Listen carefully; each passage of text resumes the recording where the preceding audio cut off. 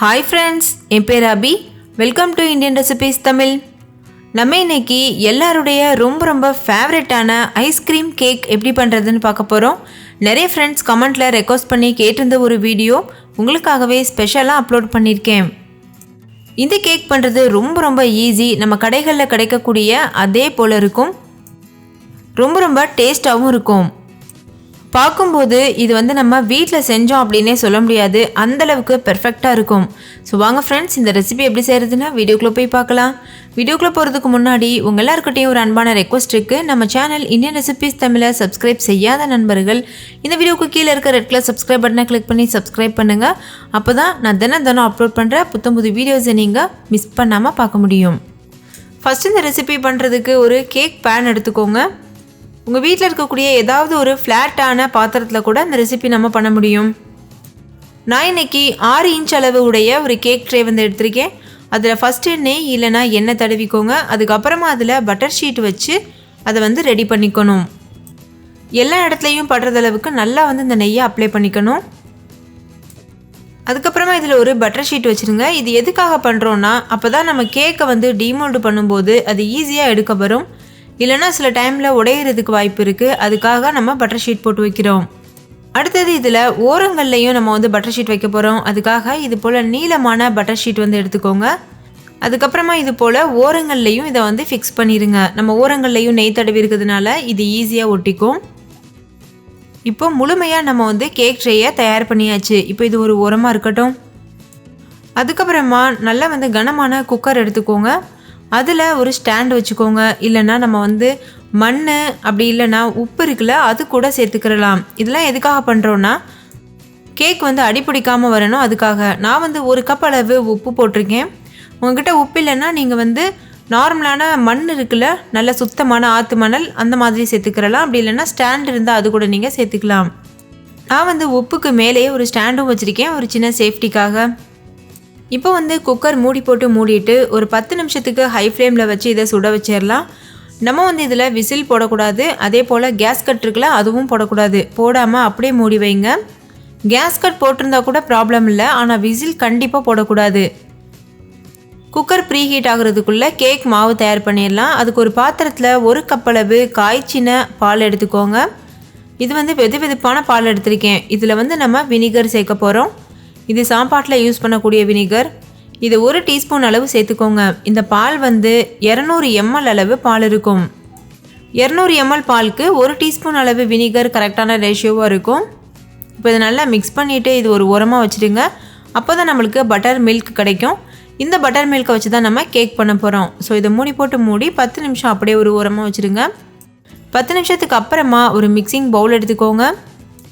அதில் refined oil சேர்த்துக்கோங்க. Flavour இல்லாத ஆயில் சேர்க்கணும். நான் 3 டேபிள் ஸ்பூன் அளவு ஆயில் சேர்த்துருக்கேன். இது கப் அளவில் சொல்லணும்னா 1/4 கப் அளவு ஆயில் இருக்கும். கூடவே 3 டேபிள் ஸ்பூன் அளவு பட்டர் சேர்த்துக்கோங்க. இதுவும் 1/4 கப் அளவு பட்டர் இருக்கும். நீங்கள் பட்டருக்கு பதிலாக நெய் கூட சேர்த்துக்கிறலாம். இப்போ ஒரு பீட்டர் வச்சு இதை நல்லா மிக்ஸ் பண்ணிக்கோங்க. நல்லா மிக்ஸ் பண்ணதுக்கு அப்புறமா இதில் சர்க்கரை பவுடர் சேர்த்துக்கோங்க. அதாவது சுகர் பவுடர். ஒரு 1/2 கப் அளவு சுகர் பவுடர் சேர்த்துக்கோங்க. சேர்த்துட்டு இது நல்லா மிக்ஸ் பண்ணிக்கோங்க. இது 100 கிராம் அளவு சுகர் பவுடர் இருக்கும். இதோட கலர் நல்லா இது போல் சேஞ்ச் ஆகுற வரைக்கும், நல்லா ஃப்ளஃபியாக வரது வரைக்கும் மிக்ஸ் பண்ணி எடுத்துக்கணும்.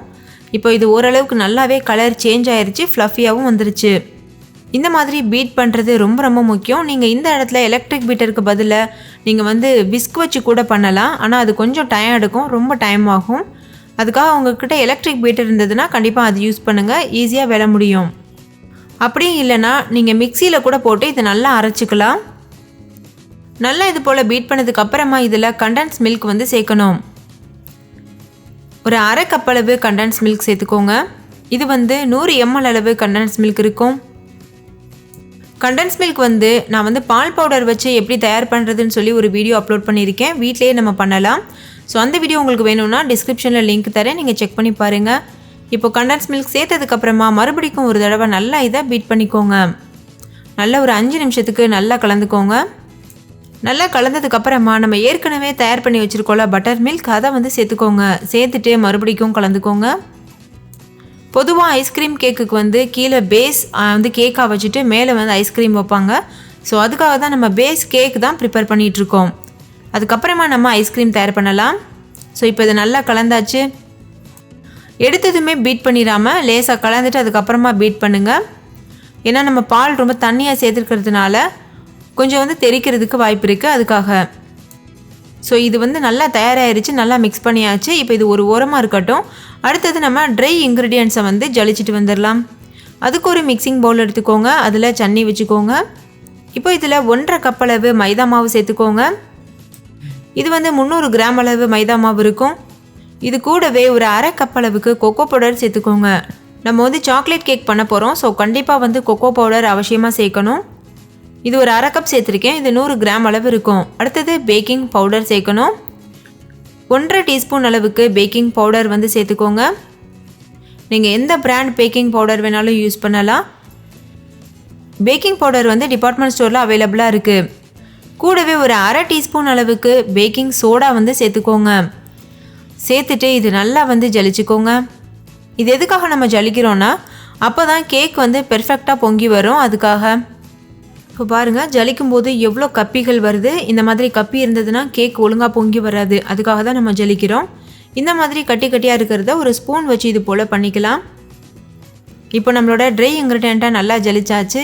இந்த மாவை மறுபடிக்கும் நம்ம வந்து ஏற்கனவே நம்ம செஞ்சு வச்சுருக்கிறோம்ல கண்டன்ஸ் மில்க் பட்டர்லாம் வச்சு ஒரு மிக்சர், அதில் வந்து இதை சேர்க்கணும். அப்படி சேர்க்கும் போதுமே நம்ம ஜலிச்சு தான் சேர்க்க போகிறோம்.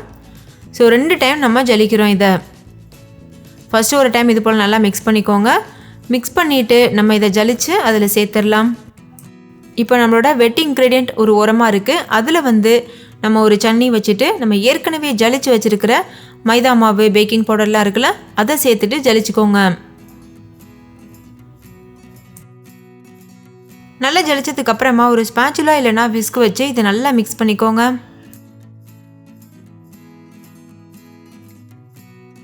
தேவைப்பட்ட இடையில பால் சேர்த்து கரெக்டான கேக் மாவு பதத்துக்கு மிக்ஸ் பண்ணிக்கோங்க. இப்போ பாருங்கள், கரெக்டான பதத்தில் நம்ம மாவு மிக்ஸ் பண்ணியாச்சு. இந்த அளவுக்கு க்ரீமியான டெக்ஸ்சரில் இருக்கணும். இப்போ நம்ம இதை கேக் பேனில் வந்து மாற்றிடலாம்.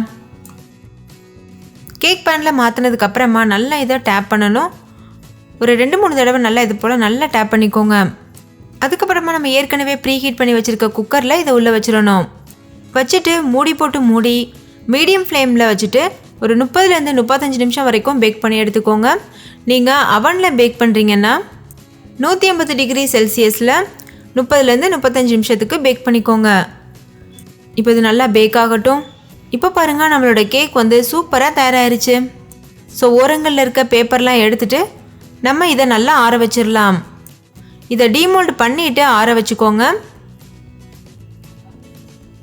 பாருங்கள், இப்போ வந்து வெது வெதுப்பான சூட்டில் இருக்கும். ஆனால் முழுமையாக ஆறினதுக்கு அப்புறம் தான் இதில் நம்ம ஐஸ்கிரீம் அப்ளை பண்ணணும்.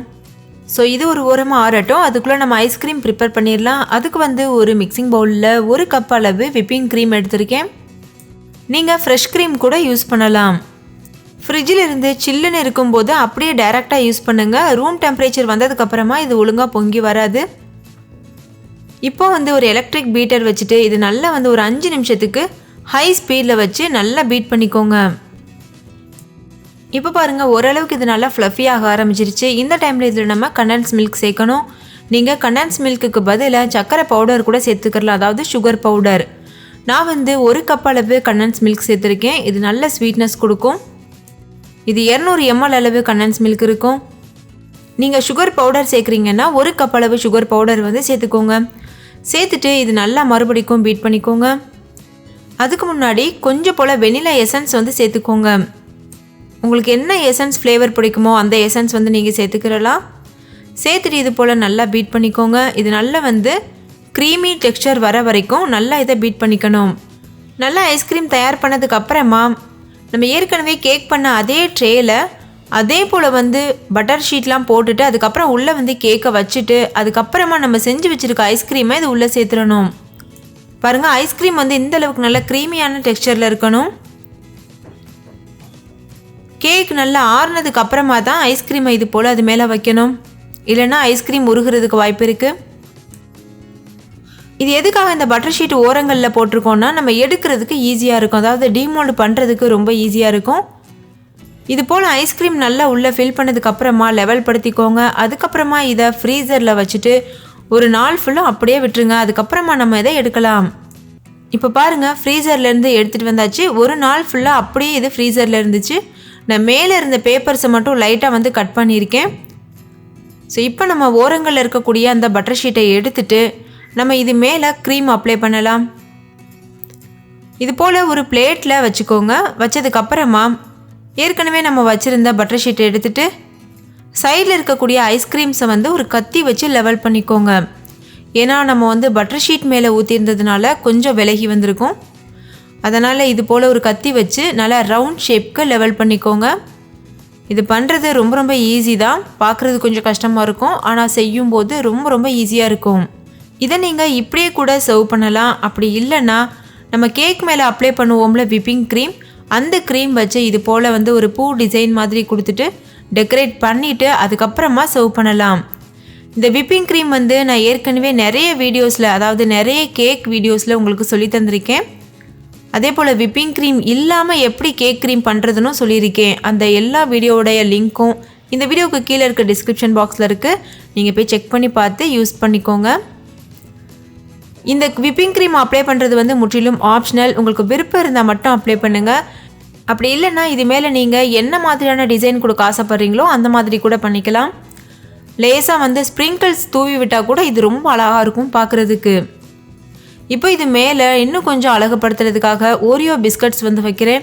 ஏன்னா கீழே நம்ம சாக்லேட் வந்து வச்சுருக்கோம்ல, அதாவது சாக்லேட் கேக் வச்சுருக்குறோம். ஸோ மேலே வந்து அதே கலரில் இருக்கக்கூடிய ஓரியோ பிஸ்கட் வச்சோன்னா இன்னும் ரொம்ப டேஸ்ட்டாக இருக்கும், பார்க்குறதுக்கும் ரொம்ப ரொம்ப அழகாக இருக்கும். குழந்தைங்கள்லேருந்து பெரியவங்க வரைக்கும் பார்த்ததுமே அட்ராக்ட் ஆயிடுவாங்க. அவ்வளோ இது வந்து சூப்பராக இருக்கும். அதே போல் டேஸ்ட் ரொம்ப ரொம்ப நல்லாயிருக்கும். ஸோ கண்டிப்பாக ட்ரை பண்ணி பாருங்கள். எப்போதுமே பர்த்டேக்கெலாம் நம்ம வந்து கடையில் தான் வந்து வாங்கியிருப்போம் கேக்லாம். ஆனால் வீட்டிலையே இது போல் ஈஸியாக ப்ரிப்பேர் பண்ணி அசத்துங்க.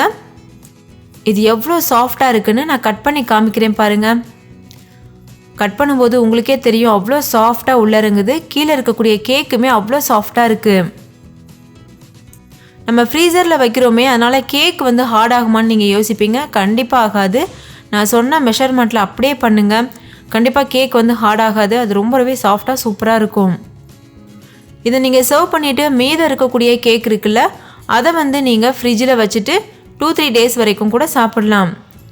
வாவ், எவ்வளோ சூப்பராக இருக்குது பார்த்தீங்கல்ல. டபுள் கலரில் ரொம்பவே ஃபென்டாஸ்டிக்காக இருக்குது. இதை நான் இப்போ கட் பண்ணி காமிக்கிறேன். மேலே அந்த க்ரீமோட, கீழே வந்து அந்த சாக்லேட், அதுக்கப்புறம் மேலே ஓரியோ பிஸ்கட்டோட ரொம்பவே அட்டகாசமான டேஸ்ட்டாக இருந்தது. ஸோ ஃப்ரெண்ட்ஸ், கட்டாயமாக நீங்கள் ட்ரை பண்ணி பாருங்கள்.